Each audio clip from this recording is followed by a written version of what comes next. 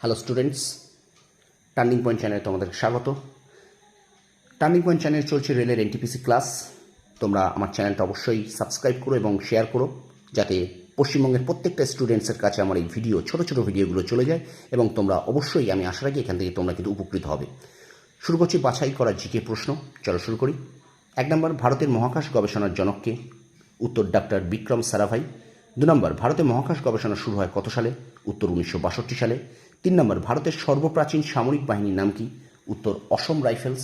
4 নম্বর, Pulitzer পুরস্কার কোন কোন ক্ষেত্রে দেওয়া হয়? উত্তর সংবাদপত্র, সাহিত্য ও সঙ্গীত। এটি কিন্তু মার্কিন যুক্তরাষ্ট্র থেকে দেওয়া হয় পুলিৎজার পুরস্কার, তোমরা মনে রেখো। বোরলাগ পুরস্কার কোন কোন ক্ষেত্রে দেওয়া হয়? উত্তর ভারতীয় কৃষি ও পরিবেশ বিজ্ঞানে গবেষণায় অবদান রাখার জন্য।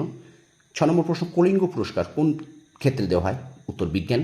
7 নম্বর প্রশ্ন, প্রথম এশিয়ার নাগরিক হিসেবে নোবেল পুরস্কার কে পান? উত্তর রবীন্দ্রনাথ ঠাকুর। 8 নম্বর, ভারতের সর্বোচ্চ সামরিক সম্মান কোনটি? পরমবীর চক্র।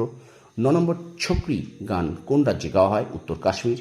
10 নম্বর, দশকাঠিয়া সঙ্গীত কোন রাজ্যে গাওয়া হয়? উত্তর ওড়িশা। 11 নম্বর প্রশ্ন, বরগীত সঙ্গীত কোন রাজ্যে গাওয়া হয়? উত্তর আসাম। 12 নম্বর প্রশ্ন, মার্বেল রক কোথায় অবস্থিত? জব্বলপুর। 13 নম্বর প্রশ্ন, পার্সি টাওয়ার কোথায় অবস্থিত? উত্তর মুম্বাই। 14 নম্বর প্রশ্ন, জেমস বন্ড চরিত্রের স্রষ্টাকে? Ian Fleming. এবং 15 নম্বর প্রশ্ন, হ্যারি পটার চলচ্চিত্রের লেখককে? না, উত্তর জে.কে. রাউলিং। স্টুডেন্টস, এই ছিল 15টি প্রশ্ন।